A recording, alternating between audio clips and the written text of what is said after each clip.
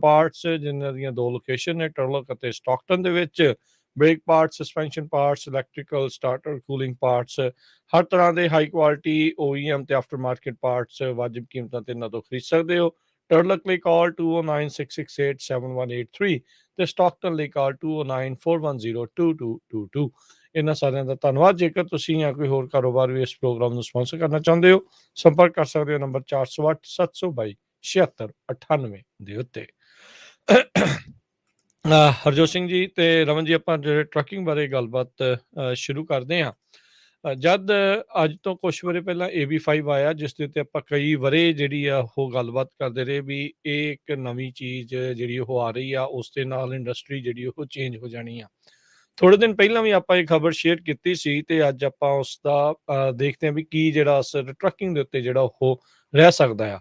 ਵੀ ਜਿਹੜਾ ਇੱਕ proposed rule ਜਿਸ ਨੂੰ ਫੈਡਰਲ ਰਜਿਸਟਰ ਦੇ ਵਿੱਚ ਪਬਲਿਸ਼ ਕਰ ਦਿੱਤਾ ਗਿਆ ਆ ਬਾਈਡਨ ਐਡਮਿਨਿਸਟ੍ਰੇਸ਼ਨ ਦੇ ਦੁਆਰਾ, ਰੀਕਲਾਸੀਫਿਕੇਸ਼ਨ ਬੇਸਿਕਲੀ ਗਿਗ ਵਰਕਰ ਦੀ, ਜਿਹਨੂੰ ਇੰਡੀਪੈਂਡੈਂਟ ਕੰਟਰੈਕਟਰ ਵੀ ਆਖ ਦਿੱਤਾ ਜਾਂਦਾ ਆ।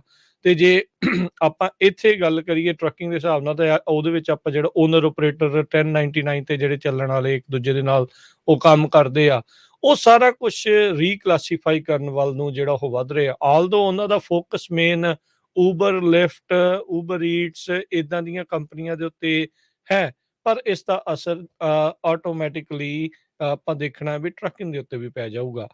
ਹੁਣ ਕੀ ਹੋ ਰਿਹਾ ਸੀਗਾ ਹਰਜੋਤ ਜੀ, ਰਮਨ ਜੀ, ਵੀ ਬਹੁਤ ਸਾਰੇ ਲੋਕ ਜਿਹੜੇ ਕੈਲੀਫੋਰਨੀਆ ਤੋਂ ਬਾਹਰ ਜਾ ਰਹੇ ਸੀ AB5 ਦੇ ਕਰਕੇ, ਵੀ ਅਸੀਂ ਉੱਥੇ ਜਾ ਕੇ ਆਪਣੇ ਆਪਰੇਸ਼ਨਸ ਰਨ ਕਰਾਂਗੇ। ਪਰ ਹੁਣ ਜਦੋਂ ਫੈਡਰਲ ਲੈਵਲ ਦੇ ਉੱਤੇ ਜੇ ਜਿਹੜਾ ਪ੍ਰਪੋਜ਼ਡ ਰੂਲ ਆ, ਜੇ ਉਹ ਬਣ ਜਾਂਦਾ ਆ, ਕਾਨੂੰਨ ਦਾ ਰੂਪ ਅਖਤਿਆਰ ਕਰ ਜਾਂਦਾ ਆ, ਤੇ ਫਿਰ ਤਾਂ ਕਿਤੇ ਵੀ ਨਹੀਂ ਜਿਹੜਾ ਉਹ ਜਾ ਹੋਊਗਾ। 50 ਦੀਆਂ 50 ਸਟੇਟਸ ਦੇ ਵਿੱਚ ਸੇਮ ਹੀ ਰੀਕਲਾਸੀਫਿਕੇਸ਼ਨ ਹੋ ਜਾਊਗੀ। ਜੀ ਬਿਲਕੁਲ, ਉਹਨਾਂ ਨੇ ABC ਟੈਸਟ ਬਿਲਕੁਲ ਰੱਖਿਆ ਹੈਗਾ। ਜੀ ਰਮਨ ਜੀ। ਬਿਲਕੁਲ ਰਾਜਕਿਰਨ, ਇਹ ਜਿਹੜੀ ਸਿਚੁਏਸ਼ਨ ਹੈਗੀ ਐ ਇਸ ਵੇਲੇ, ਜਿਹੜੀ ਆਪਾਂ ਬਹੁਤ ਚਿਰ ਤੋਂ ਮੈਂ ਇਹ ਗੱਲ ਕਰ ਰਿਹਾ ਸੀਗਾ ਕਿ ਜਿਹੜੇ AB5 ਹੈਗਾ, ਇਹ ਜਸਟ ਕੈਲੀਫੋਰਨੀਆ ਨੇ ਅਜੇ ਸੋਚਿਆ ਹੈਗਾ, ਕੀਤਾ ਹੈਗਾ, ਪਰ ਇਹ ਅਲਟੀਮੇਟਲੀ ਜਿਹੜਾ ਡਿਪਾਰਟਮੈਂਟ ਲੇਬਰ ਹੈਗਾ ਉਹਦੇ ਵਿੱਚ ਆਵਰਸ ਐਂਡ ਵਿੱਚ ਕਮੇਟੀ ਜਿਹੜੀ ਹੈਗੀ ਆ ਉਹਦੇ ਵਿੱਚ ਆ ਰਿਹਾ ਹੈਗਾ। ਸੋ ਉਹ ਚੀਜ਼ ਜਿਹੜੀ ਆ ਹੁਣ ਆਲਮੋਸਟ ਜਿਹੜੀ ਆਪਣੇ ਬਿਲਕੁਲ ਕੰਢੇ ਤੇ ਖੜੀ ਆ, ਆਉਣ ਵਾਸਤੇ ਆਪਣੇ ਡੋਰ ਸਟੈਪਸ 'ਚ ਹੈਗੀ ਆ। ਸੋ ਇਹ ਪ੍ਰਪੋਜ਼ਡ ਹੋ ਚੁੱਕਾ ਆ ਤੇ ਆਪਣੇ 45 ਡੇਜ਼ ਹੈਗੇ ਆ ਇਹਦੇ ਕਾਮੈਂਟ ਪੀਰੀਅਡ ਤੋਂ, ਉਸ ਤੋਂ ਬਾਅਦ ਜਿਹੜਾ ਆ ਇਹ ਜਿਹੜਾ ਲਾਗੂ ਹੋਣਾ ਆ। ਸੋ ਜਿਹੜੀ ਆਪਾਂ ਗੱਲ ਕਰਦੇ ਆ ਰਹੇ ਸੀ ਇੰਨੀ ਚਿਰ ਤੋਂ, ਇਹ ਡੈਫੀਨੇਟਲੀ ਹੁਣ ਲਾਗੂ ਹੋਣ ਜਾ ਰਹੀ ਹੈ ਜੀ। ਸੋ ਬਿਲਕੁਲ ਡਿਪਾਰਟਮੈਂਟ ਆਫ ਲੇਬਰ ਨੇ ਇਹ ਕਿਹਾ ਵੀ ਜਿਹੜੀ misclassification is a serious issue that denies workers rights and protection under federal labour standards. ਕਹਿੰਦੇ ਵੀ ਇਹ ਬਹੁਤ ਵੱਡਾ ਇਸ਼ੂ ਹੈਗਾ ਆ, ਇਹ ਬੇਸ ਥੈਫਟ ਹੁੰਦਾ ਆ ਇਹਦੇ 'ਚ, ਤੇ ਬਹੁਤ ਸਾਰੇ ਜੋ EMPLOYERS ਆ ਉਹ ਗੇਨ ਕਰਦੇ ਇਹਦੇ ਵਿੱਚ ਅਨਫੇਅਰ ਐਡਵਾਂਟੇਜ ਲਾਅ ਅਵਾਈਡਿੰਗ ਬਿਜ਼ਨਸਿਸ ਦੇ ਨਾਲੋਂ, ਹਨਾ।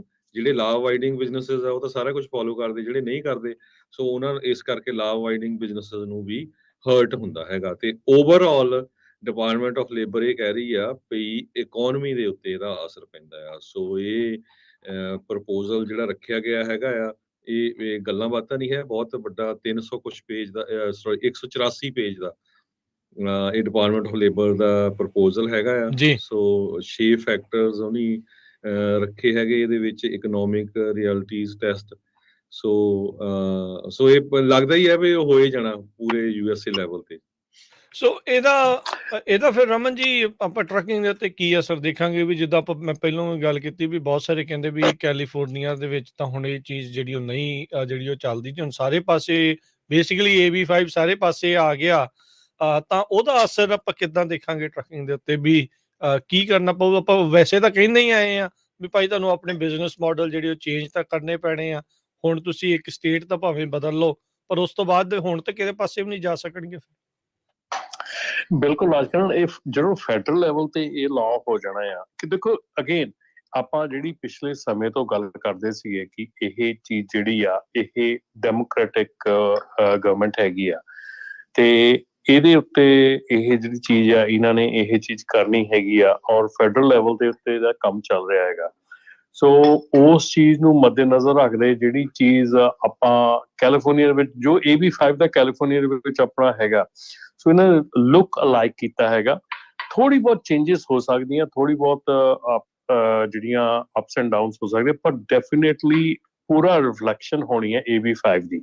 ਸੋ ਇਹ ਜਿਹੜਾ AB5 ਵਾਲਾ ਮੁੱਦਾ ਸੀਗਾ, ਇਹ ਆਪਾਂ ਨੂੰ ਸਿੰਪਲੀ ਜਿਹੜਾ ਆ ਹੁਣ ਫੈਡਰਲ ਲੈਵਲ ਤੇ ਇਹਨੂੰ ਟੈਕਲ ਕਰਨਾ ਪੈਣਾ ਹੈ। not only California, every state has to tackle it. ਸੋ ਉਹ ਫਿਰ ਆਪਣੇ ਪੱਧਰ ਦੇ ਉੱਤੇ ਦੇਖੋ ਕਿਤੇ ਕੁਝ ਲੀਨੀਅੰਸੀ ਹੋਊਗੀ, ਕਿਤੇ ਕੁਝ ਜਿਹੜੀ ਹੈ ਜ਼ਿਆਦਾ ਸਖਤੀ ਜਿਹੜੀ ਉਹ ਹੋ ਸਕਦੀ ਆ। ਬਹੁਤ ਸਾਰੇ ਜਿਹੜੇ ਹੁਣ ਦੇਖੋ ਹਰਜੋਤ ਸਿੰਘ, ਜਦੋਂ ਪਿਛਲੀਆਂ ਇਲੈਕਸ਼ਨ ਸੀਗੀਆਂ ਕੈਲੀਫੋਰਨੀਆ ਦੇ ਵਿੱਚ, ਜਿਹੜੇ ਲਿਫਟ, ਊਬਰ, ਡੋਰ ਡੈਸ਼, ਇਹਨਾਂ ਸਾਰੀਆਂ ਕੰਪਨੀਆਂ ਨੇ ਮਿਲੀਅਨਸ ਆਫ 200 ਮਿਲੀਅਨ ਦੇ ਤਕਰੀਬਨ ਡਾਲਰ ਖਰਚੇ ਸੀਗੇ ਵੀ ਕਿਤੇ ਉਹਨਾਂ ਦੇ ਅੰਡਰ ਕੰਮ ਕਰਨ ਵਾਲੇ ਜਿਹੜੇ ਲੋਕ ਆ ਉਹ ਇੰਡੀਪੈਂਡੈਂਟ ਕੰਟਰੈਕਟਰ ਰਹਿਣ, ਇੰਪਲੋਈ ਨਾ ਬਣ ਜਾਣ। ਕਿਉਂਕਿ ਉਹਨਾਂ ਨੂੰ ਪਤਾ ਵੀ ਜਦੋਂ ਇੰਪਲੋਈ ਬਣਦੇ ਆ ਤੇ ਉਹਨਾਂ ਦੇ ਸਿਰ ਦੇ ਉੱਤੇ ਵੀ ਜਿਹੜਾ ਭਾਰ ਆ ਨਾਲ ਡੈਫੀਨੇਟਲੀ ਵੱਧਦਾ ਆ।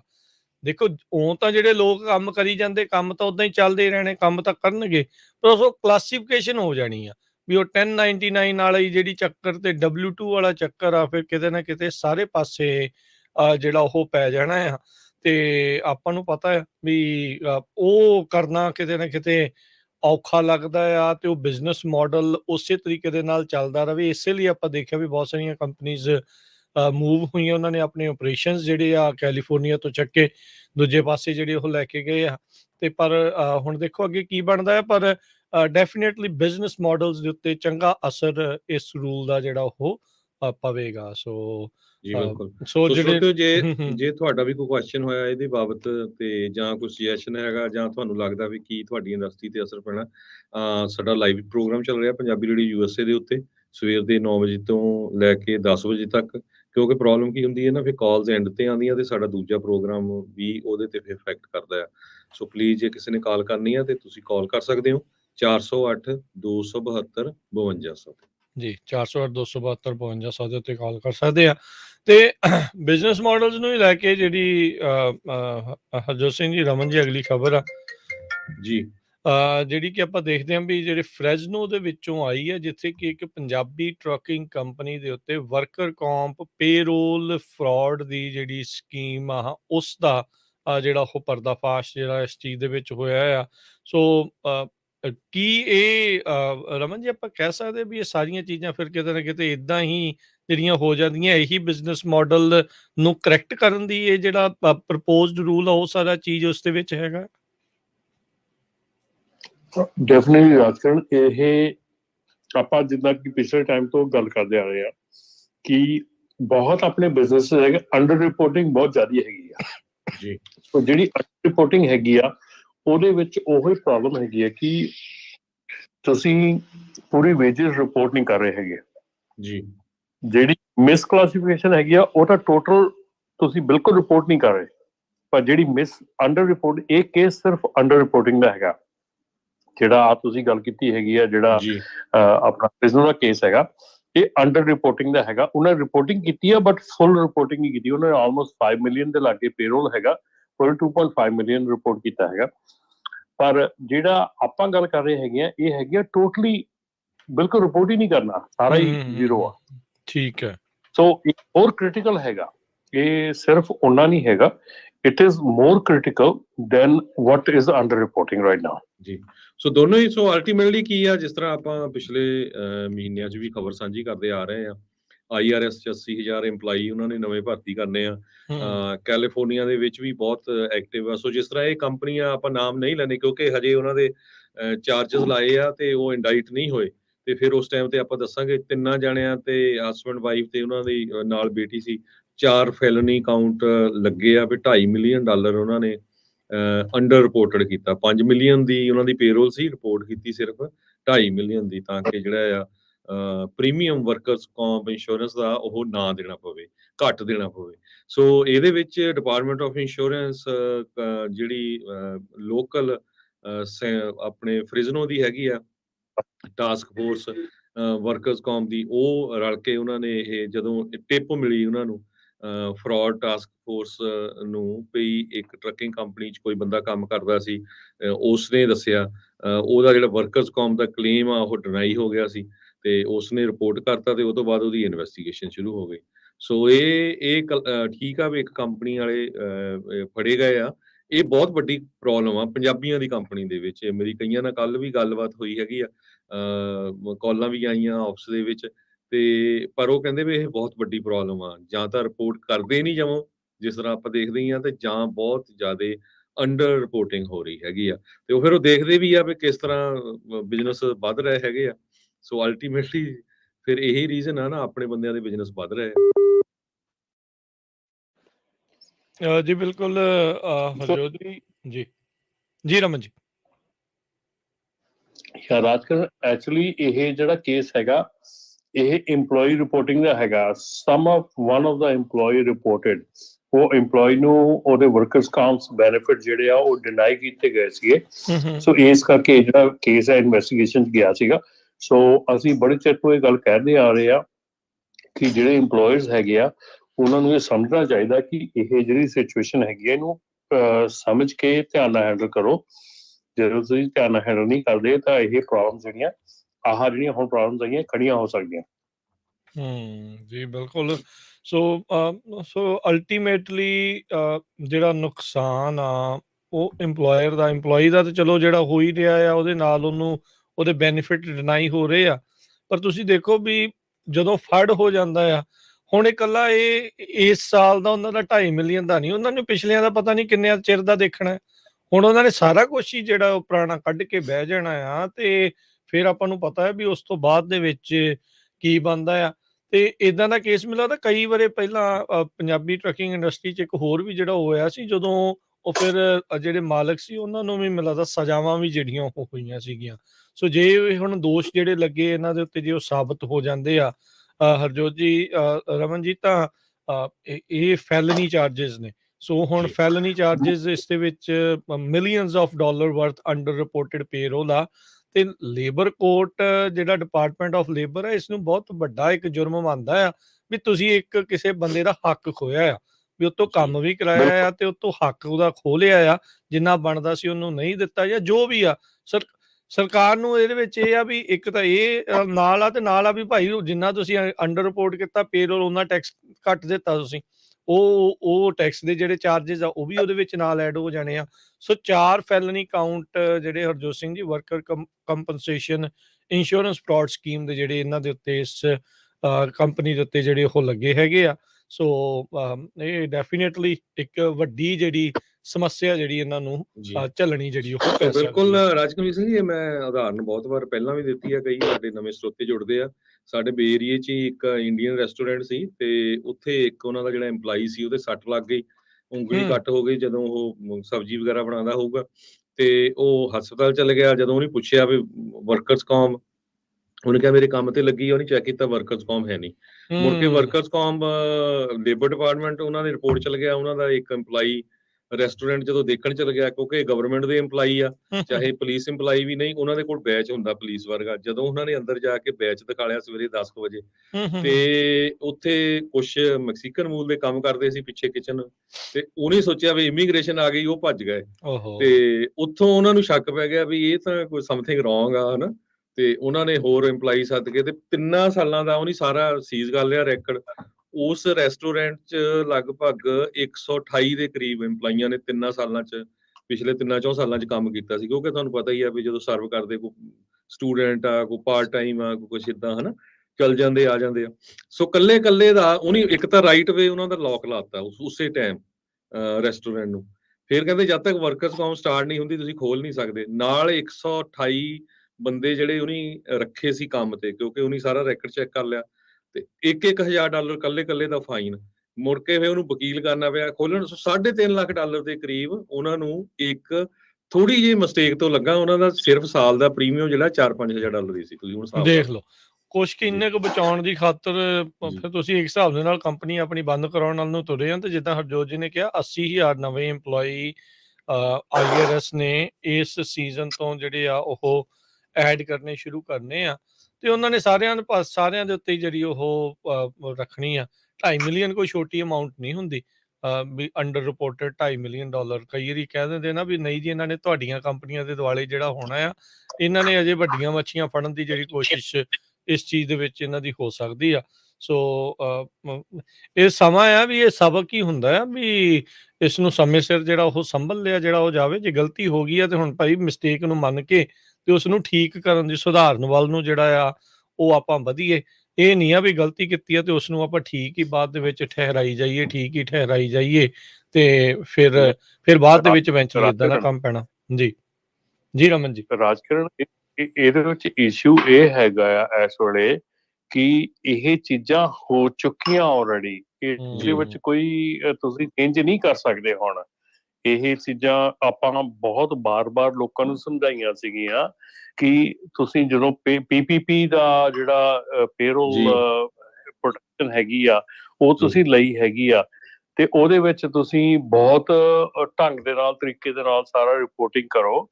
ਇਹ ਚੀਜ਼ਾਂ ਜਿਹੜੀਆਂ ਇਹ ਸੌਖੀਆਂ ਨਹੀਂ ਹੈਗੀਆਂ। PPP ਦੇ ਵਿੱਚ ਜਿਹੜੀ ਰਿਪੋਰਟਿੰਗ ਕੀਤੀ ਹੈ, ਜੇ ਉਹਦੇ ਅਕੋਰਡਿੰਗਲੀ ਰਿਪੋਰਟਿੰਗ ਬਾਕੀ ਸਾਲਾਂ ਦੇ ਵਿੱਚ ਨਹੀਂ ਹੋਈ ਤੇ ਉਹ ਕੁਐਸਚਨੇਬਲ ਹੈਗੀ ਆ। ਸੋ ਇਹ ਚੀਜ਼ਾਂ ਜਿਹੜੀਆਂ ਹੈਗੀਆਂ, ਇਹ ਬਾਰ-ਬਾਰ ਆਪਾਂ ਇਹ ਗੱਲਾਂ ਤੇ ਸਮਝਾਈਆਂ ਸੀਗੀਆਂ ਵੀ ਗੱਲਾਂ ਨਾ ਕਰੋ। ਆਪਣੇ ਕਮਿਊਨਿਟੀ ਦੇ ਵਿੱਚ ਇਹ ਚੀਜ਼ਾਂ ਬਹੁਤ ਹਾਈ ਐਂਡ ਤੇ ਹੈਗੀਆਂ ਇਸ ਵੇਲੇ। ਔਰ ਇਸ ਵੇਲੇ ਅਸੀਂ ਤਾਂ ਇਹੋ ਕਹਿੰਦੇ ਆ ਵੀ ਰੱਬ ਨਾ ਕਰੇ ਕਿ ਤੁਹਾਡਾ ਕੋਈ ਏਦਾਂ ਦਾ ਕੋਈ ਸਿਚੁਏਸ਼ਨ ਪੈਦਾ ਹੋਵੇ, ਪਰ ਜੇ ਏਦਾਂ ਦੀ ਸਿਚੁਏਸ਼ਨ ਪੈਦਾ ਹੁੰਦੀ ਆ ਤਾਂ definitely it's a very aggressive ਹੈਗੀ ਆ।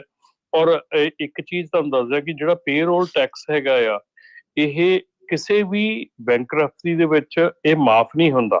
ਬਿਲਕੁਲ ਸਾਰਿਆਂ ਨੂੰ ਵੱਡੀ ਗੱਲ, ਕਿਉਂਕਿ ਕਿਸੇ ਵੀ ਤੁਸੀਂ ਚਾਹੇ ਚੈਪਟਰ 7 ਬੈਂਕਰਪਸੀ ਕਰ ਲਓ, ਇਹ ਕਿਸੇ ਵੀ ਬੈਂਕਰਪਸੀ ਵਿੱਚ ਤੁਹਾਡਾ ਜਿਹੜਾ ਪੇਰੋਲ ਟੈਕਸ ਆ ਇਹ ਮਾਫ ਨਹੀਂ ਹੁੰਦਾ, ਤੁਹਾਨੂੰ ਪੇ ਕਰਨਾ ਹੀ ਪੈਣਾ ਆ ਨੋ ਮੈਟਰ ਵਾਟ। ਸੋ ਬਿਲਕੁਲ, ਹੁਣ ਦੇ ਤੁਸੀਂ ਕੱਲ ਦੀ ਕੋਈ ਵੀ ਫਿਰ ਸਾਨੂੰ ਵੀ ਕਈ ਕਹੋਗੇ ਵੀ ਤੁਸੀਂ ਜੀ ਆਪਣੇ ਪੰਜਾਬੀਆਂ ਦੀ ਖਬਰ ਸਾਂਝੀ ਕਰਦੇ ਆ।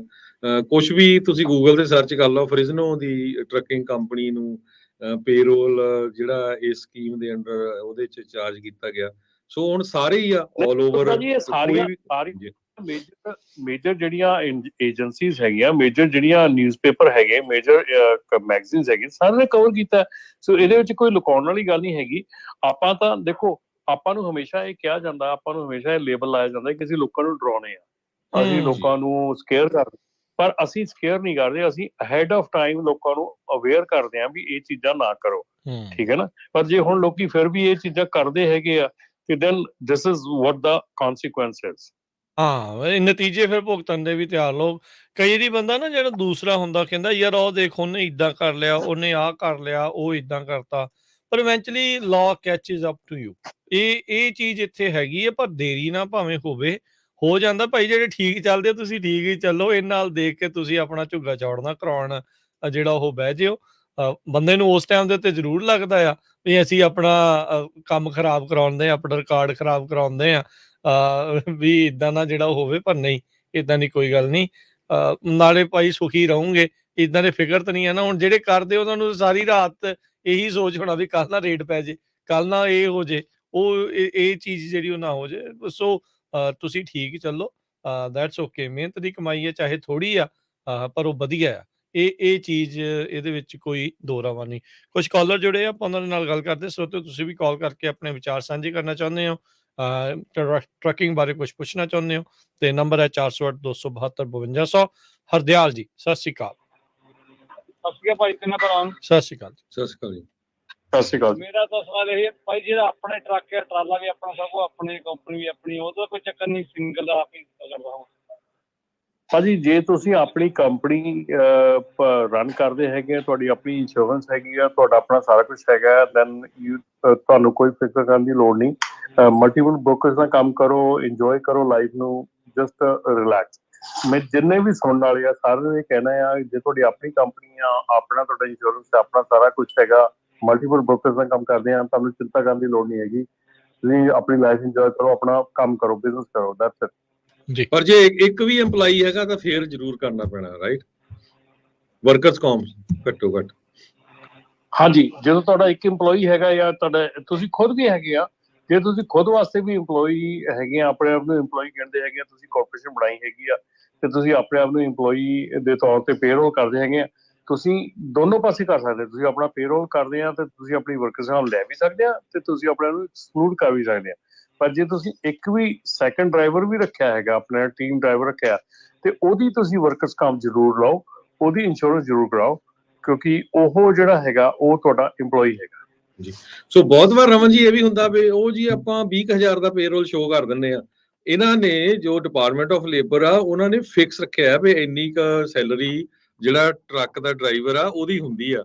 ਸੋ ਉਹ ਨੈਚੁਰਲੀ ਤੁਸੀਂ ਆਡਿਟ ਹੋਣਾ, ਜੇ ਤੁਸੀਂ ਮੁੜ ਕੇ ਘੱਟ ਜਿਹੜੀ ਪੇਰੋਲ ਸ਼ੋਅ ਕੀਤਾ ਆ ਤੇ ਜਦੋਂ ਤੁਹਾਡਾ ਆਡਿਟ ਹੋ ਜਾਏ ਤੇ ਉਹਨੇ ਕਹਿਣਾ ਵੀ ਆ ਜੀ। ਤੁਹਾਡੀ ਗ੍ਰੋਸ ਇੰਨੀ ਆ, ਫਿਰ ਤੁਸੀਂ ਨਹੀਂ ਪਾਰਟ ਨਹੀਂ ਟਾਈਮ ਹਰਜੋਤ ਸਿੰਘ ਜੀ, ਬਿਲਕੁਲ। PPV ਵੇਲੇ ਤਾਂ ਵੱਧ ਦਿਖਾਇਆ ਹੋਣਾ ਹੈ ਨਾ, ਜਦੋਂ ਲੈਣਾ ਸੀਗਾ, ਜਦੋਂ ਪੇਰੋਲ ਪ੍ਰੋਟੈਕਸ਼ਨ ਦਾ ਸੀਗਾ ਉਦੋਂ ਵੱਧ ਦਿਖਾਇਆ ਤੇ ਹੁਣ ਘੱਟ ਦਿਖਾ ਲੈਣਾ ਬਾਅਦ ਚ।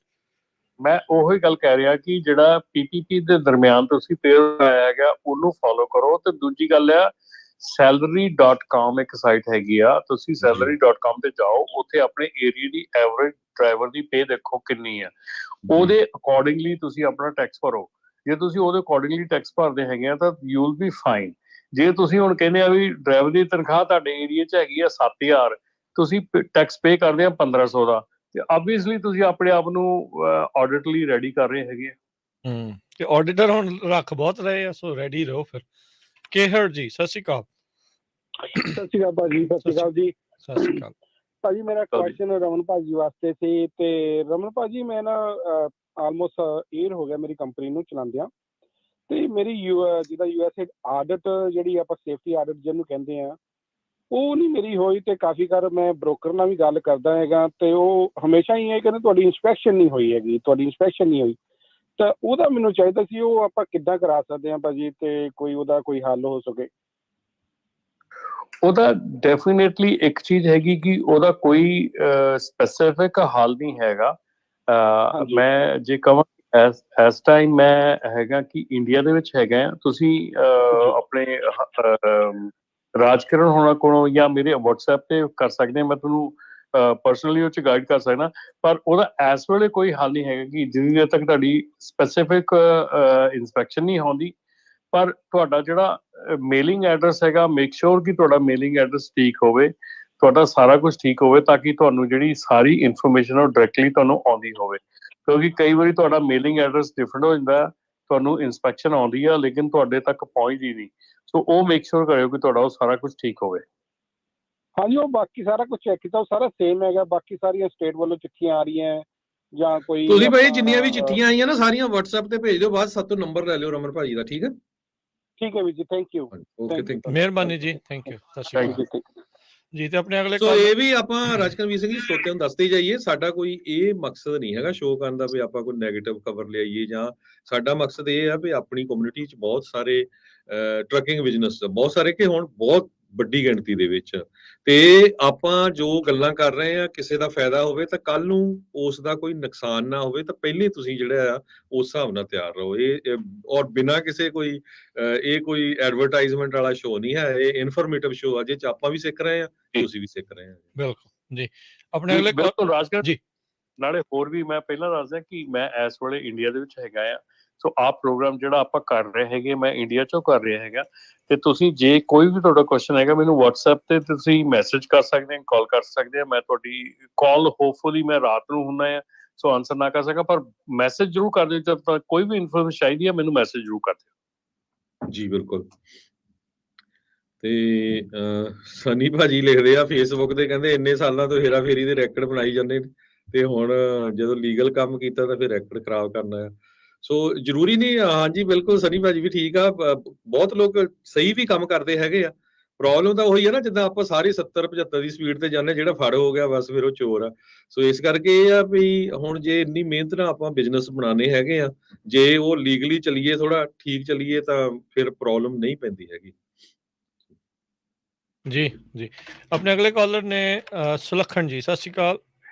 ਹਾਂਜੀ, ਰਾਜਕਰਨ, ਹਰਜੋਤ ਤੇ ਰਮਨ ਭਾਜੀ ਤੇ ਬਾਕੀ ਸਾਰੇ ਸੁਣਨ ਵਾਲਿਆਂ ਨੂੰ ਸਤਿ ਸ਼੍ਰੀ ਅਕਾਲ ਜੀ। ਸਤਿ ਸ਼੍ਰੀ ਅਕਾਲ। ਹਾਂਜੀ, ਮੈਂ ਇੱਕ ਛੋਟਾ ਜਿਹਾ ਸੁਝਾਅ ਲੈ ਕੇ ਆਇਆ ਜੀ ਆਪਣੇ ਪੰਜਾਬੀ ਟਰੱਕ ਡਰਾਈਵਰਾਂ ਲਈ ਜੀ।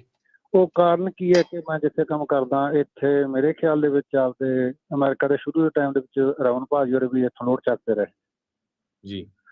ਹੁਣ ਇੱਥੇ ਅਕਸਰ ਨਾ ਸਾਨੂੰ ਸਾਡਾ ਵੈਸੇ ਡਿਪਾਰਟਮੈਂਟ ਵੱਖਰਾ ਹੈ, ਲੋਡਿੰਗ ਦਾ ਵੱਖਰਾ ਹੈ। ਕਈ ਵਾਰੀ ਨਾ ਸਾਨੂੰ ਇੱਥੋਂ ਕੰਮ ਕਰਦੇ ਕਰਕੇ ਹੁਣ ਸਾਰੇ ਜਾਣਦੇ ਨੇ, ਪਰਿਵਾਰ ਦੀ ਤਰ੍ਹਾਂ ਸਾਰੇ ਅਸੀਂ ਰਹਿੰਦੇ ਹਾਂ ਇੱਥੇ। ਜੀ ਸਾਡੇ ਕੋਲੇ ਗੱਲ ਪਹੁੰਚ ਜਾਂਦੀ ਹੈ ਕਿ ਯਾਰ ਤੁਹਾਡੇ ਪੰਜਾਬੀ ਭਰਾ ਇੱਥੋਂ ਦੇ ਜਿਹੜੇ ਸੇਫਟੀ ਰੂਲ ਆ ਨਾ ਉਹ ਫਾਲੋ ਨਹੀਂ ਕਰਦੇ।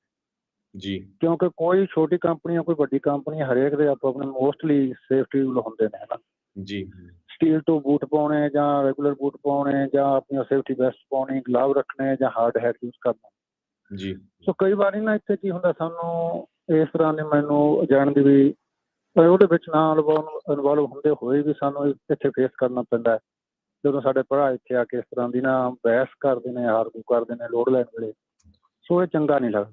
ਜੀ ਜੀ ਰਹਿੰਦੀ ਗੱਲ ਜਦੋਂ ਸਾਡੇ ਸਰਦਾਰ ਭਰਾ ਜੀ ਸਿਰ ਤੇ ਦਸਤਾਰ ਸਜਾ ਕੇ ਜੀ ਇਹੋ ਜਿਹਾ ਕੁਛ ਕਰਦੇ ਨੇ ਤੇ ਉਹ ਸਾਨੂੰ ਆ ਕੇ ਕਹਿੰਦੇ ਨੇ ਯੂ ਟਰਬਨ ਮੈਨ, ਠੀਕ ਹੈ ਨਹੀਂ, ਉਹ ਸਾਨੂੰ ਬੈਠਿਆਂ ਨੂੰ ਗਾਲ ਸੁਣਨ ਦੇ ਬਰਾਬਰ ਹੋ ਜਾਂਦਾ। ਹਾਲਾਂਕਿ ਸਾਡੀ ਗਲਤੀ ਕੋਈ ਨਹੀਂ ਇਹਦੇ ਵਿੱਚ, ਜੀ ਪਰ ਮੈਂ ਕਹਿਣਾ ਚਾਹੁੰਦਾ ਤੁਹਾਡੇ ਕਿ ਐਸਾ ਸਾਡੇ ਕੋਲੇ ਪਲੇਟਫਾਰਮ ਹੈ ਜਿਹਦੇ ਤੇ ਤਕਰੀਬਨ ਇਹ ਗੱਲ ਸਾਰੇ ਮੋਸਟਲੀ ਜ਼ਿਆਦਾ ਪੰਜਾਬੀ ਟਰੱਕ ਡਰਾਈਵਰਾਂ ਤੱਕ ਪਹੁੰਚ ਸਕਦੀ ਹੈ।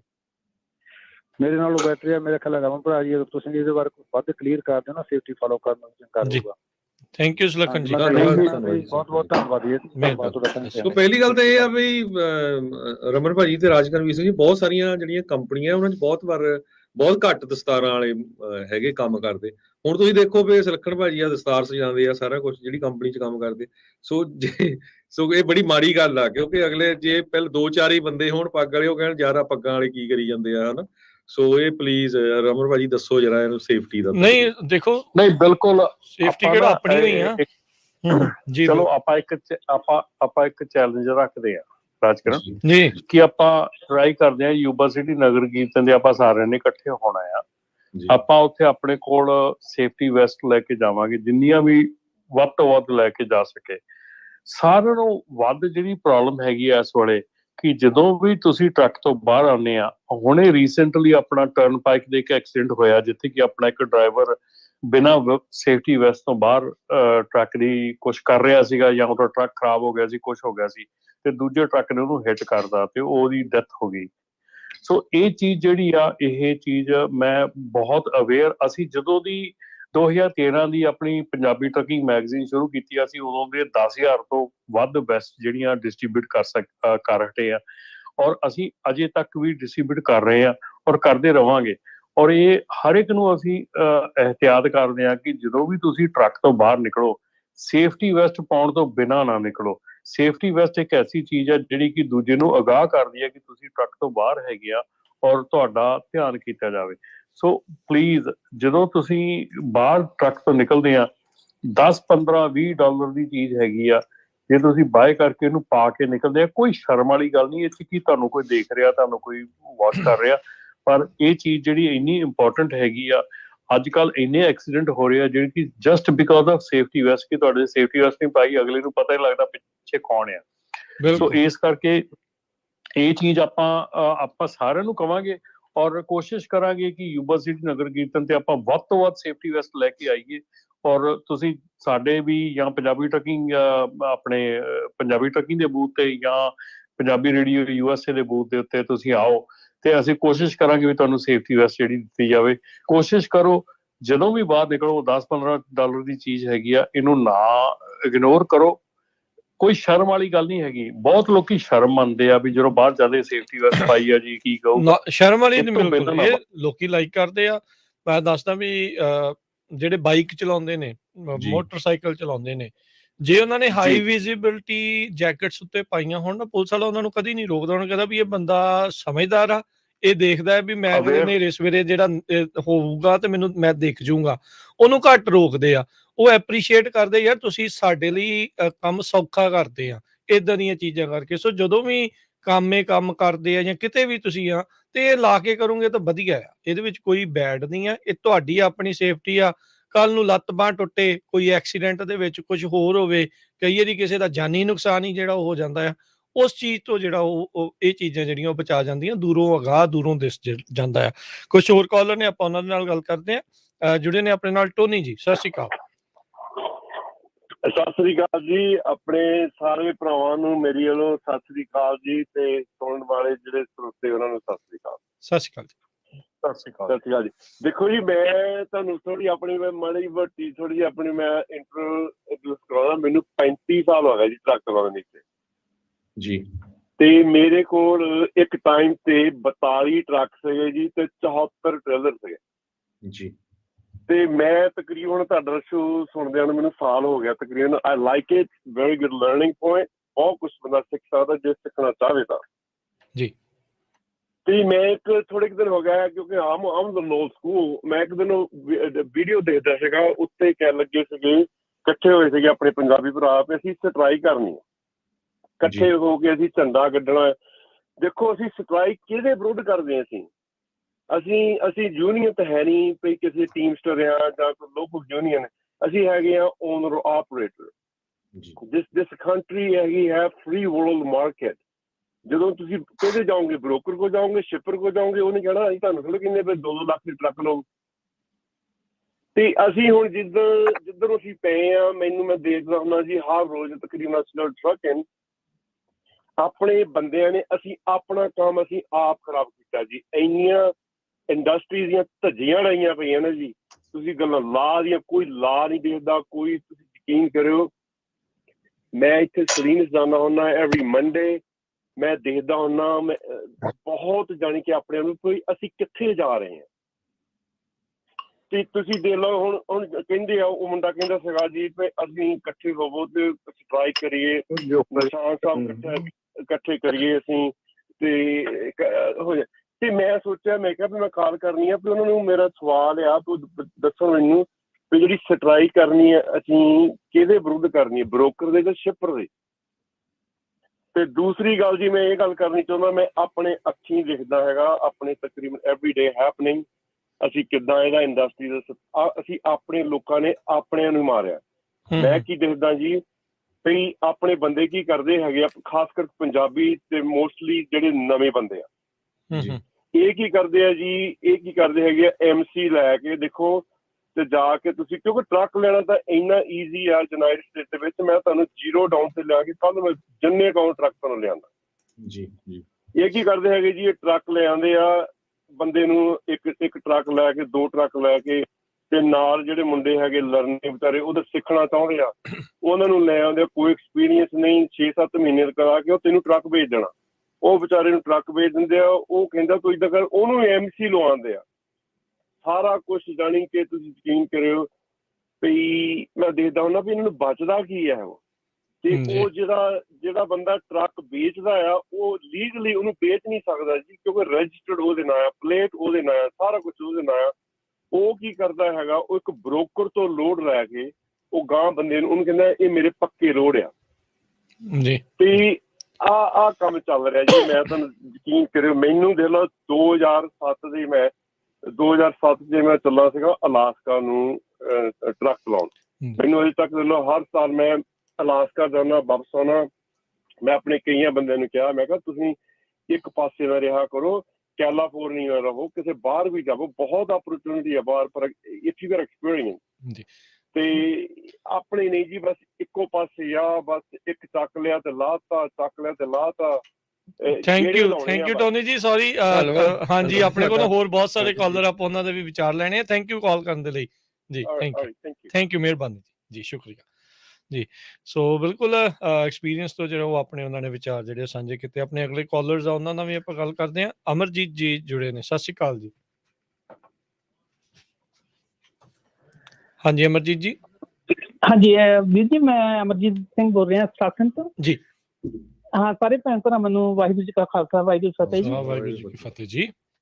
ਮੈਂ ਉਹ ਦੱਸਣਾ ਸੀ, ਵੀਰ ਪੁੱਛਦਾ ਸੀ ਨਾ ਵੀ ਇੰਸਪੈਕਸ਼ਨ ਬਾਰੇ, ਉਹ ਮੇਰੀ ਵੀ ਇਹੀ ਪ੍ਰੋਬਲਮ ਸੀਗੀ। ਮੈਂ ਅਸਲ 'ਚ ਕਰੋਨਾ ਤੋਂ ਪਹਿਲਾਂ ਮਤਲਬ ਇੰਸਪੈਕਸ਼ਨ ਇਹਨਾਂ ਨੇ ਕੀਤੀ ਨਹੀਂ ਗੀ। ਮੈਂ ਬਥੇਰੀਆਂ ਕਾਲਾਂ ਕੂਲਾਂ ਕੀਤੀਆਂ, ਸਕੇਲਾਂ ਤੇ ਵੀ ਰੋਕੇ ਟਰੱਕ, ਪਰ ਉਹ ਕਹਿੰਦੇ ਨਹੀਂ ਇੱਦਾਂ ਨਹੀਂ ਕਰਨੀ, ਜਦੋਂ ਖੜਾਵਾਂਗੇ ਉਦੋਂ ਹੀ ਕਰਾਂਗੇ। ਤਾਂ ਫਿਰ ਮੈਂ ਉਹਨਾਂ ਨੂੰ ਪੁੱਛਿਆ ਸਕੇਲ ਵਾਲਿਆਂ ਨੂੰ ਵੀ ਇਹ, ਜਾਂ ਫਿਰ ਮੈਂ ਕਰਾਂ ਕਿ ਵੀ ਸਾਨੂੰ ਤਾਂ ਜ਼ਰੂਰੀ ਹੈ ਵੀ, ਕਿਉਂਕਿ ਵੱਡੀਆਂ ਕੰਪਨੀਆਂ ਲੋਡ ਨਹੀਂ ਦਿੰਦੀਆਂ ਵੀ ਜੇ ਨਾ ਤੁਹਾਡੀ ਸਾਲ ਜਾਂ 2 ਸਾਲ ਦੇ ਵਿੱਚ ਨਾ ਤੁਹਾਡੀ ਇੰਸਪੈਕਸ਼ਨ ਹੋਈ ਹੋਵੇ। ਫਿਰ ਉਹਨੇ ਕਿਹਾ, ਕਹਿੰਦਾ ਤੂੰ ਐਂ ਕਰ, ਸੈਕਰਾਮੈਂਟੋ ਨਾ ਕਾਲ ਕਰ ਲਓ ਆਪਦੇ ਮੇਨ ਆਫਿਸ, ਜਦੋਂ ਅੱਗੇ 2 ਸਾਲਾਂ ਬਾਅਦ ਉਹ ਕਰਦੇ ਹੁੰਦੇ ਸੀਗੇ ਆ ਕੇ ਤੁਹਾਡੇ ਜਾਲ ਦੇ ਵਿੱਚ। ਤਾਂ ਫਿਰ ਮੈਂ ਸੈਕਰਾਮੈਂਟੋ ਕੀਤੀ ਕਾਲ, ਉਹ ਬੰਦੇ ਨੇ ਫਿਰ ਮੈਨੂੰ ਦੱਸਤਾ ਵੀ ਤੇਰਾ ਆਹ ਬੰਦਾ ਹੈਗਾ DOT ਦਾ, ਵੀ ਉਹਨੂੰ ਕਾਲ ਕਰ ਲਾ, ਉਹ ਆ ਕੇ ਤੇਰੀ ਕਰ ਜੂਗਾ। ਉਹ ਫਿਰ ਮੈਂ ਉਹਨੂੰ ਕਾਲ ਕੀਤੀ, ਉਹਨੇ ਮੈਨੂੰ ਹਫ਼ਤੇ ਕੇ ਬਾਅਦ ਇਹ ਕਹਿਤਾ, ਕਹਿੰਦਾ ਕੋਈ ਨਹੀਂ ਫਿਰ ਮੈਂ ਆ ਕੇ ਕਰ ਜਾਣਾ। ਉਹ ਆ ਕੇ ਆਪਦਾ ਲੌਂਗ ਬੁੱਕ ਜੋ ਵੀ ਉਹਨਾਂ ਦੀ ਇੰਸਪੈਕਸ਼ਨਾਂ ਹੁੰਦੀਆਂ ਸਾਰੀਆਂ ਉਹ ਆ ਕੇ ਕਰ ਗਿਆ, ਤਾਂ ਉਹਨੇ ਵਿੱਚ ਪਾਤਾ ਵੀ ਉਹ ਕਰਵਾ ਸਕਦਾ ਇੱਦਾਂ ਬੰਦਾ। ਜੀ ਜਿਹੜੀ ਕੰਪਨੀ ਆ ਮਤਲਬ ਉਹ ਹੁੰਦੀ ਆ ਵੀ, ਕਿਉਂਕਿ ਤੁਹਾਡਾ 2 ਸਾਲ ਦਾ ਰਿਕਾਰਡ ਪੁੱਛਦੀਆਂ ਨੇ। ਜਿਹੜੀਆਂ ਛੋਟੀਆਂ ਕੰਪਨੀਆਂ ਉਹ ਤਾਂ ਨਹੀਂ ਪੁੱਛਦੀਆਂ, ਜਿਹੜੀਆਂ ਵੱਡੀਆਂ ਕੰਪਨੀਆਂ JB Hunt, ਸਨਾਈਡਰ ਜਾਂ ਹੋਰ ਕੋਈ, ਉਹ ਫਿਰ ਤੁਹਾਡਾ ਰੈਕਡ ਚੈੱਕ ਕਰਦੀ ਆ ਵੀ ਤੁਹਾਡੀ ਇੰਸਪੈਕਸ਼ਨ ਨਹੀਂ, ਇਹਦਾ ਮਤਲਬ ਕੋਈ ਗਲਤੀ ਆ ਵੀ ਜਾਂ ਕੋਈ ਗੱਲ ਆ ਜਿਹੜੀ ਇਹ ਕਰਾਉਂਦੇ ਨਹੀਂ। ਠੀਕ ਹੈ ਜੀ।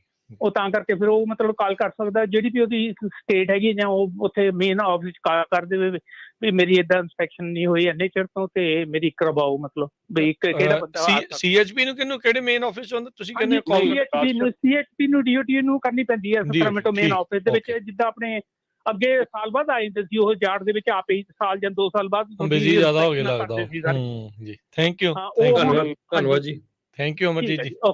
ਚੰਗਾ ਜੀ ਜੀ ਜੀ ਰਾਜ, ਇਹ ਆਪਣੀ ਬਿਟ ਇੰਸਪੈਕਸ਼ਨ ਹੈ, ਇਹਨੂੰ ਕਹਿੰਦੇ ਆ, ਕੈਲੀਫੋਰਨੀਆ ਦੇ ਵਿੱਚ ਹੁੰਦੀ ਆ ਬਿਟ ਇੰਸਪੈਕਸ਼ਨ। ਠੀਕ ਹੈ। ਸੋ ਬਿਟ ਇੰਸਪੈਕਸ਼ਨ ਜਿਹੜੀ ਆ ਇਹ ਤੁਹਾਨੂੰ ਜਦੋਂ ਤੁਸੀਂ ਕੈਲੀਫੋਰਨੀਆ ਦੇ ਵਿੱਚ ਕੰਪਨੀ ਲਾਂਚ ਕਰਦੇ ਆ ਤੁਹਾਨੂੰ ਬਿਟ ਇੰਸਪੈਕਸ਼ਨ ਹੁੰਦੀ ਆ। ਦੂਸਰੀ ਇੰਸਪੈਕਸ਼ਨ ਹੁੰਦੀ ਆ ਜਿਹੜੀ ਤੁਹਾਡੀ ਫੈਡਰਲ ਇੰਸਪੈਕਸ਼ਨ ਹੁੰਦੀ ਆ, ਤੁਹਾਡੀ ਨਿਊ ਐਂਟਰੈਂਟ ਦੀ ਇੰਸਪੈਕਸ਼ਨ ਆ।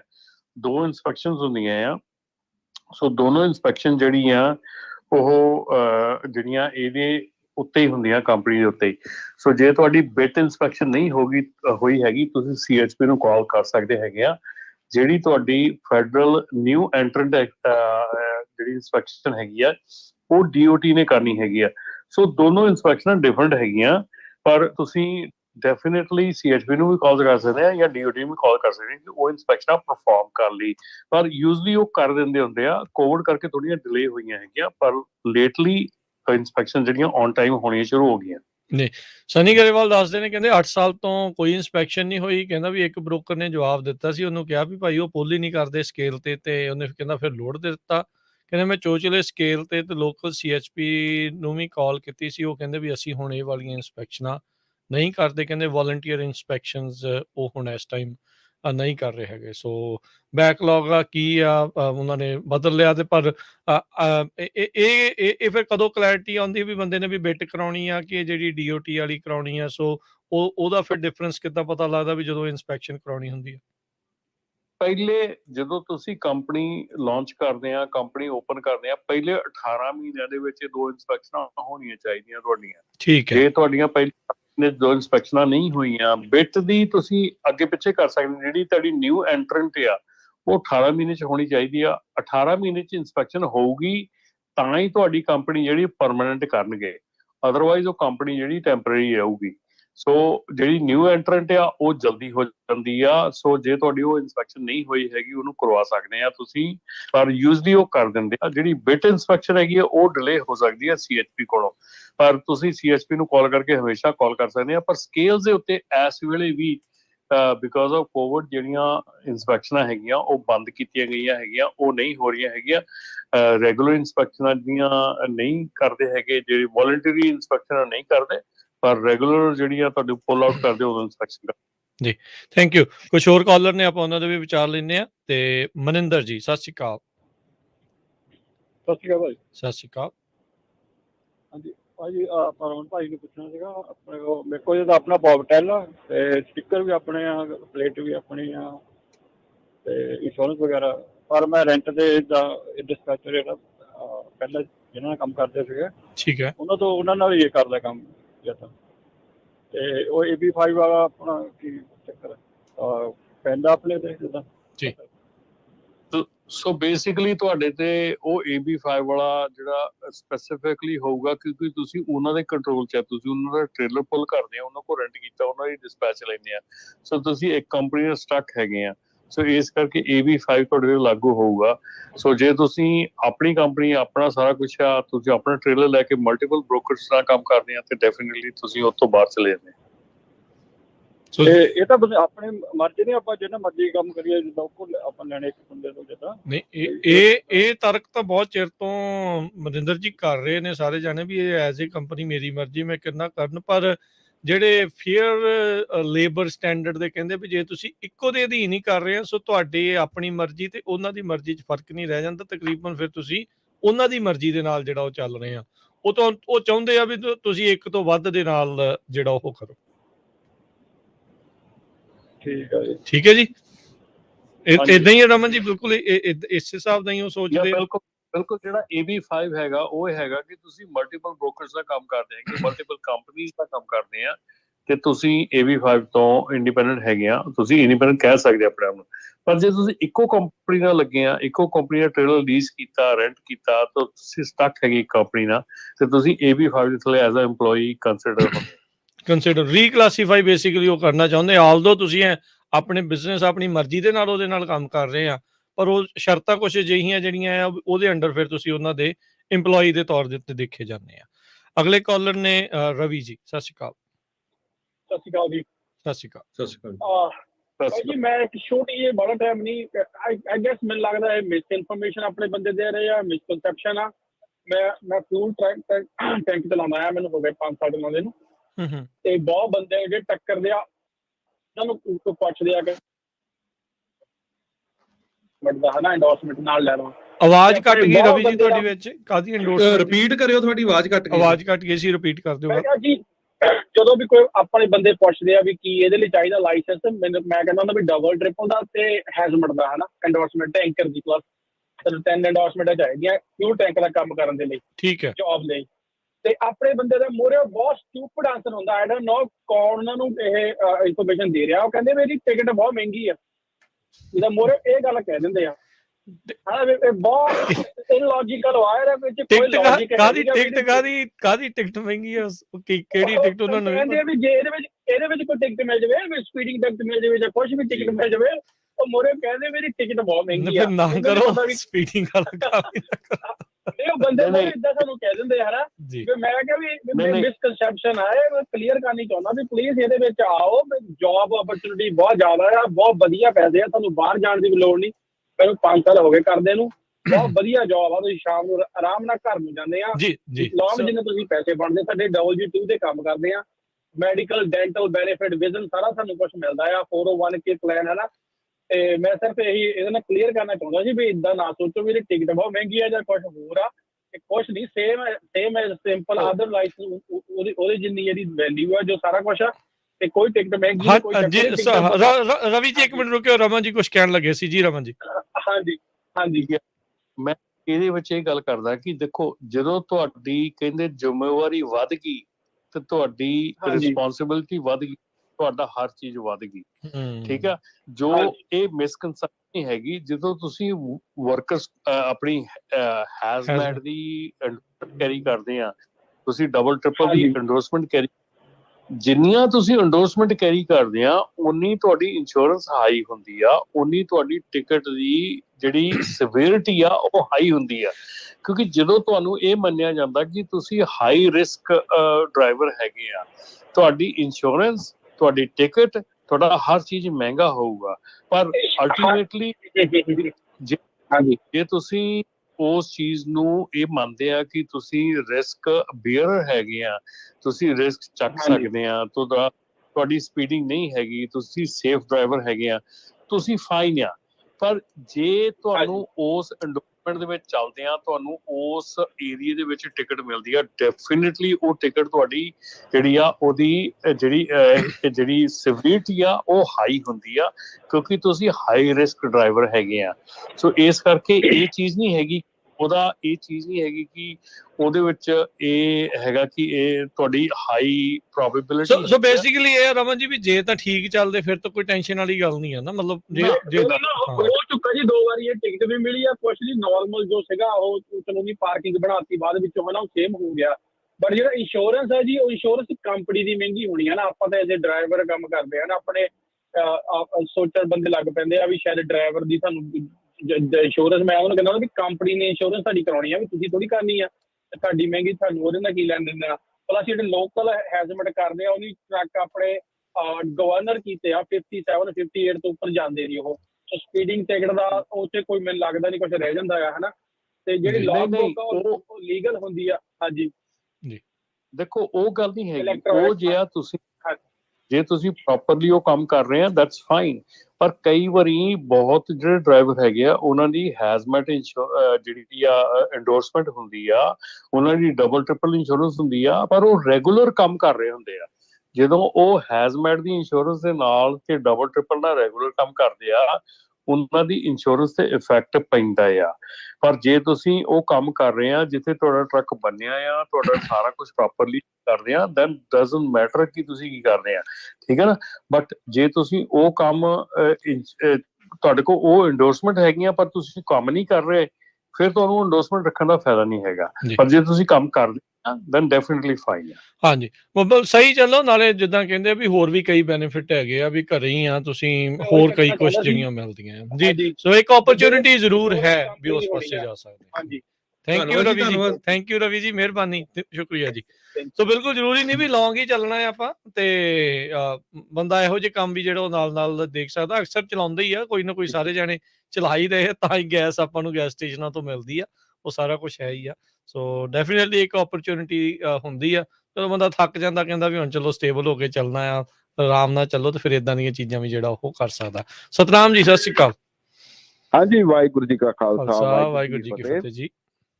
ਆਪਣੇ ਰਾਜਵੀਰ ਜੀ, ਇਹ ਏਦਾਂ ਜੇ ਕੋਈ ਹੈਜਟ ਮੈਟ ਆ ਨਾ ਇੰਡੋਰਸਮੈਂਟ ਲਈ, ਉਹਨੂੰ ਇਹ ਰਿਸਪੌਂਸਿਬਿਲਿਟੀ ਵੱਧਦੀ ਆ, ਚਾਹੇ ਤੁਸੀਂ ਹੈਜਟ ਮੈਟ ਪੁੱਲ ਕਰਦੇ ਜਾਂ ਨਹੀਂ ਕਰਦੇ। ਸਿਰਫ ਹੈਜਟ ਮੈਟ ਦੀ ਗੱਲ ਕਰਦਾ, ਠੀਕ ਹੈ। ਉਹਦੇ ਨਾਲ ਜੇ ਤੈਨੂੰ ਵੀ ਕੋਈ ਵੀ ਟਿਕਟ ਮਿਲਦੀ ਨਾ, ਉਹਨਾਂ ਤੁਹਾਡਾ 1.5 ਪੁਆਇੰਟ ਕੱਟਿਆ ਜਾਂਦਾ। ਕੋਈ ਇੰਸ਼ੋਰੈਂਸ ਨਹੀਂ ਵੱਧਦੀ, ਕੋਈ ਕੁਝ ਨਹੀਂ ਵੱਧਦਾ। ਤੁਹਾਡੀ ਜਿਹੜੀ ਰਿਸਪੌਂਸਿਬਿਲਿਟੀ ਵਧਣ ਕਰਕੇ ਤੁਹਾਨੂੰ ਉਹਦਾ 1.5 ਪੁਆਇੰਟ ਕੱਟਿਆ ਜਾਂਦਾ ਕਿ ਤੂੰ ਉਹਦੇ ਵਿੱਚ ਅਣਗਹਿਲੀ ਕੀਤੀ ਆ।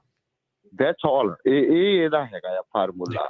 ਉਹ ਤਾਂ ਕਰਕੇ ਕਈ ਹੈਜਟ ਮੈਟ ਦੀ ਇੰਡੋਰਸਮੈਂਟ ਨਹੀਂ ਲੈਂਦੇ। ਜੇ ਨਹੀਂ ਲੈਂਦੇ, ਉਹ ਕੰਮ ਕਰਨ, ਕੋਈ ਪ੍ਰੋਬਲਮ ਨਹੀਂ। ਜੇ ਕਿਤੇ ਟਿਕਟ ਕਿਸੇ ਵੀ ਕਾਇੰਡ ਦੀ ਮਿਲਦੀ ਆ, ਸਪੀਡਿੰਗ ਜਾਂ ਵਟ ਐਵਰ, ਉਹਦਾ ਤੁਹਾਡਾ 1.5 ਪੁਆਇੰਟ ਕੱਟਿਆ ਜਾਣਾ। ਜੇ ਰੈਗੂਲਰ ਨਾਲ 1 ਕੱਟਿਆ ਜਾਣਾ ਤਾਂ ਉਹਦਾ 1.5 ਕੱਟਿਆ ਜਾਣਾ। ਸੋ ਬਿਲਕੁਲ ਤੁਸੀਂ ਲੈ ਕੇ ਵੀ ਇੱਕ ਤਰ੍ਹਾਂ ਨਾਲ ਬੰਬੇ ਜਾ ਰਹੇ ਆ, ਜਿਹੜਾ ਹੈਜ਼ਮੈਟ ਦਾ। ਹਾਂਜੀ, ਮੋਂਟੀ ਸਿੰਘ ਹੋਣੀ ਕਹਿੰਦੇ ਆ ਵੀ ਜਿਹੜੇ ਗ੍ਰੀਨ ਕਾਰਡ ਵਾਲੇ ਆ ਉਹੀ ਲੈ ਸਕਦੇ ਜਾਂ ਸਿਟੀਜ਼ਨ। ਸੋ ਰਮਨ ਜੀ, ਇਦਾਂ ਹੀ ਆ ਜੀ। ਸੋ ਹਰ ਇੱਕ ਨੂੰ ਨਹੀਂ, ਫਿਰ ਉਹ ਦਿੰਦੇ ਕੀ ਏਦਾਂ ਜਿਹੜਾ ਹੈਜ਼ਮੈਟ ਦੀ ਐਂਡੋਰਸਮੈਂਟ ਆ। ਬਿਲਕੁਲ, ਜਿਹੜਾ ਹੈਜ਼ਮੈਟ ਦਾ ਹੈਗਾ ਉਹ ਡਬਲ 1.5 ਪੁਆਇੰਟ ਹੁੰਦਾ, ਪਰ ਡੈਫੀਨਿਟਲੀ ਇੰਸ਼ੋਰੈਂਸ ਦਾ ਫਰਕ ਪੈਂਦਾ। ਤੇ ਜਿਹੜਾ ਗ੍ਰੀਨ ਕਾਰਡ ਤੇ ਵਰਕ ਪਰਮਿਟ ਵਾਲੀ ਆ, ਉਹਦੇ ਵਿੱਚ ਇਹ ਆ ਵੀ ਕੀ ਜਿਹੜਾ ਗ੍ਰੀਨ ਕਾਰਡ ਹੋਲਡਰ ਆ ਸਿਰਫ ਉਸੇ ਨੂੰ ਹੀ ਉਹ ਐਂਡੋਰਸਮੈਂਟ ਉਹੀ ਉਹ ਚਲਾ ਸਕਦੇ ਆ, ਕਿ ਕੋਈ ਵੀ ਜਿਹੜਾ ਉਹ ਚਲਾ ਸਕਦਾ? ਮੋਸਟ ਪ੍ਰੋਬਬਲੀ ਲਾ ਹੈਗਾ ਕਿ ਜਿਹੜਾ ਗ੍ਰੀਨ ਕਾਰਡ ਹੋਲਡਰ ਹੈਗਾ ਉਹ ਹੀ ਹੈਜ਼ਮੈਟ ਜਾਂ ਸਿਟੀਜ਼ਨ ਹੈਗਾ ਉਹ ਹੈਜ਼ਮੈਟ ਚਲਾ ਸਕਦਾ। ਜਿਹੜਾ ਵਰਕ ਪਰਮਿਟ ਵਾਲਾ ਉਹ ਹੈਜ਼ਮੈਟ ਐਂਡੋਰਸਮੈਂਟ ਨਹੀਂ ਲੈ ਸਕਦਾ। ਠੀਕ ਹੈ ਜੀ। ਇੱਕ ਲਾਸਟ ਕਾਲਰ ਲੈਣੇ ਆ, ਫਿਰ ਪ੍ਰੋਗਰਾਮ ਦੀ ਸਮਾਪਤੀ ਆ। ਰਾਜ, ਸਤਿ ਸ਼੍ਰੀ ਅਕਾਲ। ਸਤਿ ਸ਼੍ਰੀ ਅਕਾਲ ਭਾਜੀ। ਭਾਜੀ ਆ ਜਿਹੜਾ ਵਰਕ ਪਰਮਿਟ ਵਾਲਾ, ਫਿਰ ਜਿਹੜਾ ਗ੍ਰੀਨ ਕਾਰਡ ਵਾਲਾ ਆ, ਮੈਂ ਕਮੈਂਟ ਹੁਣੇ ਪਾਇਆ ਸੀਗਾ। ਉਹਦਾ ਕਾਰਨ ਇਹੀ ਆ ਜੀ, ਮੈਂ ਆਲਰੇਡੀ DMV ਜਾ ਕੇ ਫੀਸ ਭਰੀ ਸੀ। ਉਹਨਾਂ ਦੀ $48 ਸਮਥਿੰਗ ਸੀ। ਮੈਂ ਫੀਸ ਤੇ ਭਰਤੀ, ਤੇ ਉਹਨਾਂ ਨੇ ਮੈਨੂੰ ਫਿਰ ਫਿੰਗਰਪ੍ਰਿੰਟਸ ਲਈ ਬੁਲਾਇਆ ਸੀ। ਉਹਨਾਂ ਨੇ ਮੈਨੂੰ ਕਿਹਾ, ਮੈਂ ਕਿਹਾ ਵਰਕ ਪਰਮਿਟ ਸ਼ੋ ਕੀਤਾ, ਕਹਿੰਦੇ ਵੀ ਤੁਹਾਡਾ ਗ੍ਰੀਨ ਕਾਰਡ ਚਾਹੀਦਾ ਨਾ, ਜਾਂ ਤੁਸੀਂ ਸਿਟੀਜ਼ਨ ਹੋਣੇ ਚਾਹੀਦੇ ਹੋ। ਤੇ ਉਹ ਕੰਪਲਸਰੀ ਸੀਗਾ। ਤੇ ਜੇ ਅਗਰ ਆਹੀ ਚੀਜ਼ਾਂ ਨਾ ਹੋਣ, ਤੇ ਵਾਲਮਾਰਟ ਦੇ ਵਿੱਚ ਵੀ ਉਹਨਾਂ ਨੂੰ ਬਹੁਤ ਡਰਾਈਵਰਾਂ ਦੀ ਲੋੜ ਆ। ਉਹਨਾਂ ਦੀ ਵੀ ਕੰਡੀਸ਼ਨ ਹੈ ਕਿ ਵਰਕ ਪਰਮਿਟ ਹੁੰਦਾ, ਤੇ ਉਹਨਾਂ ਦੇ ਕੁਝ ਲੋਡ ਹੈਜ਼ਮੈਟ ਦੇ ਰਿਲੇਟਿਡ ਹੁੰਦੇ ਨੇ, ਤੇ ਉਹਨਾਂ ਨੂੰ ਵੀ ਉਹ ਸਿਟੀਜ਼ਨ ਜਾਂ ਗ੍ਰੀਨ ਕਾਰਡ ਚਾਹੀਦਾ ਹੁੰਦਾ ਜੀ। ਤੇ ਇਸ ਕਰਕੇ ਉਹ ਵੀ ਨਹੀਂ ਵਰਕ ਪਰਮਿਟ ਵਾਲਿਆਂ ਨੂੰ ਅਪਲਾਈ ਕਰਦੇ। ਨਹੀਂ ਤੇ ਆਪਣੇ ਬੰਦੇ ਤਾਂ ਹੁਣ ਤੱਕ ਤਾਂ ਧੂਣਾ ਕੱਢ ਦੇਣੀਆਂ ਸੀਗੀਆਂ। ਥੈਂਕ ਯੂ ਜੀ। ਥੈਂਕ ਯੂ ਜੀ, ਮਿਹਰਬਾਨੀ ਜੀ। TSA ਦਾ ਬੈਕਗਰਾਉਂਡ ਚੈੱਕ ਕਰਦੇ ਆ ਜੀ ਜਦੋਂ ਤੁਹਾਨੂੰ ਹੈਜ਼ਮੈਟ ਐਂਡੋਰਸਮੈਂਟ ਦੇਣੀ ਆ। ਸੋ DMV ਦੀ ਵੈਬਸਾਈਟ ਦੇ ਉੱਤੇ ਉਹਨਾਂ ਨੇ ਲਿਖਿਆ ਵੀ ਇਹ ਚੀਜ਼ਾਂ ਜਿਹੜੀਆਂ ਤੁਹਾਨੂੰ ਚਾਹੀਦਾ ਹੈ। ਸੋ ਤੁਸੀਂ ਅਨਰੋਲ ਹੋਣੇ ਚਾਹੀਦੇ ਆ TSA ਸਿਕਿਉਰਿਟੀ ਥ੍ਰੈਟ ਅਸੈਸਮੈਂਟ ਦੇ ਜਿਹੜਾ ਉਹ ਵਿੱਚ। ਸੋ ਬਿਲਕੁਲ।